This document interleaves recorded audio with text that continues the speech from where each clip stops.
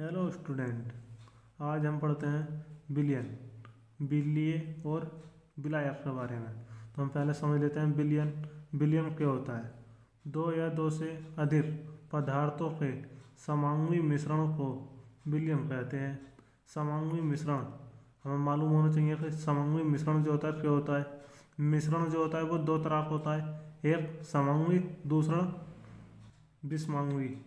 तो विषमांगी मिश्रण तथा समांगी मिश्रण, यहाँ पर हम समझ लेते हैं समांगी मिश्रण क्या होता है। तो जैसे मैं यहाँ समझा देता हूँ आपको। समांगी मिश्रण क्या होता है, जैसे हम जल में नमक मिलाते हैं। दो पदार्थ हैं, एक जल है दूसरा नमक। तो हम जल में जब नमक मिलाते हैं तो जो नमक होती है वह संपूर्ण रूप से जल में मिल जाती है। ऐसे ही मिश्रणों को क्या बोलते हैं? समांगी मिश्रण। अब जैसे यहाँ पर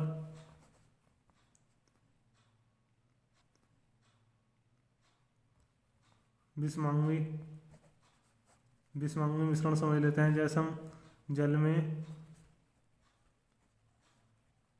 रेत मिला देते हैं तो रेत जो होता है वो जल में संपूर्ण रूप से नहीं मिलता।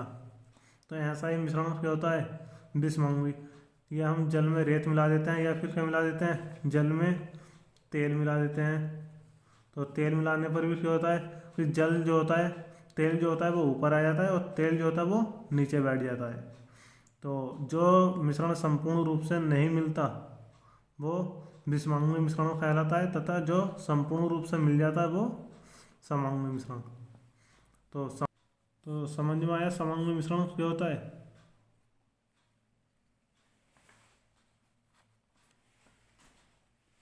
अब मैंने यहाँ पर समझा दिया है आपको कि समांगी मिश्रण क्या होता है। जो संपूर्ण रूप से एक दूसरे में मिल जाते हैं वे समांगी मिश्रण कहलाते हैं। जैसे यहाँ पर मैंने एक एग्जाम्पल भी लिया है कि नमक को हम जल में मिलाते हैं तो नमक जो होती है वो जल में संपूर्ण रूप से मिल जाती है। ऐसे ही मिश्रणों को हम समांगी मिश्रण कहते हैं। और इसमें एक नमक और दूसरा जल, इसमें दो पदार्थ हैं। और यहाँ पर मैंने लिखा भी है दो या दो से अधिक पदार्थों के समांगी मिश्रण को बिलियन कहते हैं। तो ये बिलियन हुआ। और नोट में ध्यान रखना कि बिलियन के प्रत्येक भाग का संगठन समान होता है। अब जैसे मैंने पीछे समझाया था कि संगठन, जैसे हम जल में शक्कर मिलाते हैं तो जल जो हो जाता है तो हो जाता है मीठा हो जाता है।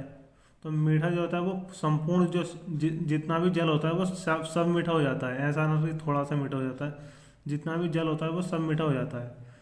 तो समान संगठन का मतलब वही है कि मतलब जो भी जल है वो सारा ही मीठा हो जाता है।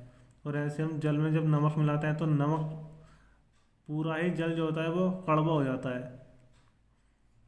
तो यही है समान संगठन का मतलब, पूरा समान रहे।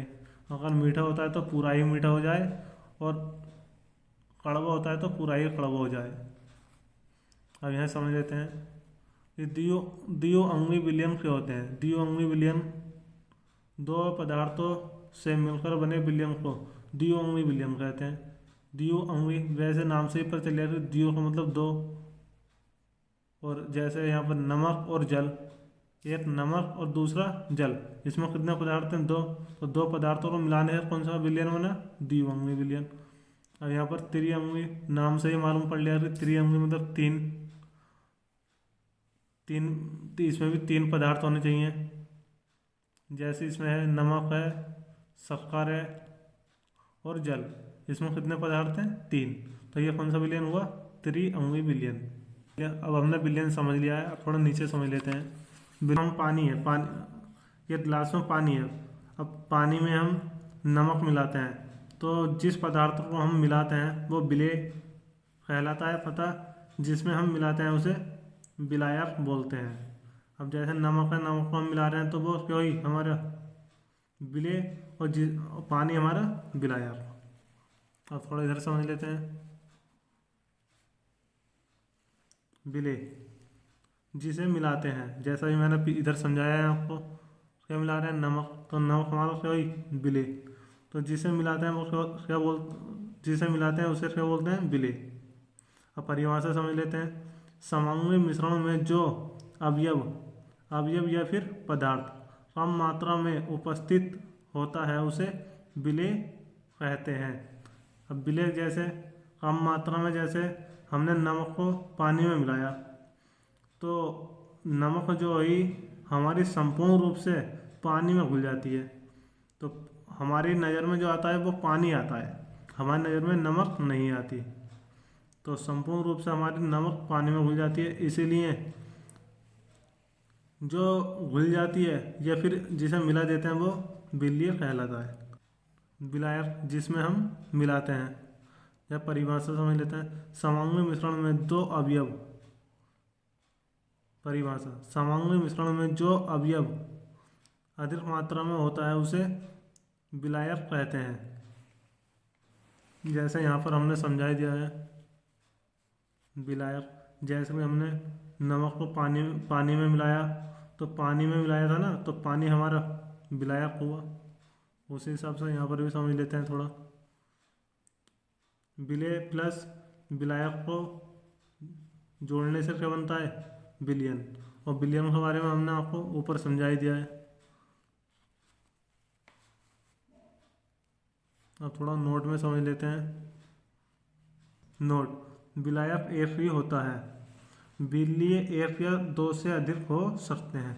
कोई भी हम विलयन बनाते हैं तो उसमें विलायक हमेशा एक ही होता है, लेकिन विलेय एक या दो से अधिक भी हो सकते हैं। जैसे हमने 3 बिलियन में समझाया था, इसमें हमारा जो विलायक था वो जल है, लेकिन इसमें विलेय जो थे वो 2 थे, नमक और शक्कर। विलयन, विलेय और विलायक में अंतर समझ में आया होगा।